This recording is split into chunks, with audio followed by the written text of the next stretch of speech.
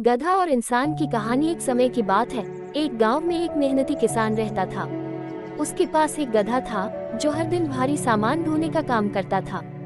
गधा बहुत ही वफादार था और हमेशा बिना शिकायत के किसान के कामों में मदद करता था। एक दिन किसान को एक नए गधे की जरूरत पड़ी क्योंकि पुराना गधा अब बूढ़ा हो चला था और बहुत ज्यादा काम नहीं कर पाता था। किसान ने सोचा कि उसे छुटकारा पा लेना चाहिए और नए गधे को ले आना चाहिए। किसान ने फैसला किया कि वो पुराने गधे को जंगल में छोड़ देगा ताकि उसे और ज्यादा परेशानी न हो। अगले दिन किसान ने गधे को जंगल में ले जाकर छोड़ दिया। गधा अब अकेला था। उसे समझ नहीं आ रहा था कि अब वह क्या करेगा। लेकिन गधा हार मानने वालों में से नहीं था। उसने सोचा, मैं यहाँ जंगल में भी जी सकता हूँ। मुझे बस अपनी बुद्धि और मेहनत पर भरोसा रखना होगा। गधा जंगल में घास खाता और पानी की स्रोत ढूंढकर अपनी प्यास बुझाता। धीरे धीरे उसकी हालत बेहतर होने लगी।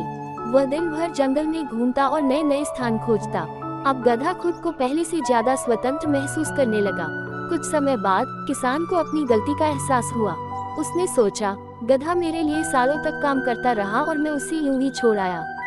मुझे उसे वापस लाना चाहिए। किसान जंगल में गया और अपने गधे को ढूंढने लगा। बहुत देर तक ढूंढने के बाद आखिरकार वह गधा मिल गया। लेकिन किसान ने देखा कि गधा अब पहले से ज्यादा स्वस्थ और खुश लग रहा था। किसान ने गधे से माफी मांगी और कहा, मैंने तुम्हारे साथ बहुत गलत किया। क्या तुम वापस मेरे साथ चलोगे? गधा मुस्कुराया और बोला, मालिक, मैंने यहाँ स्वतंत्रता का आनंद लिया है। अब मैं वापस जाकर फिर से उसी पुराने जीवन में नहीं लौटना चाहता। लेकिन आपकी माफी को मैं स्वीकार करता हूँ।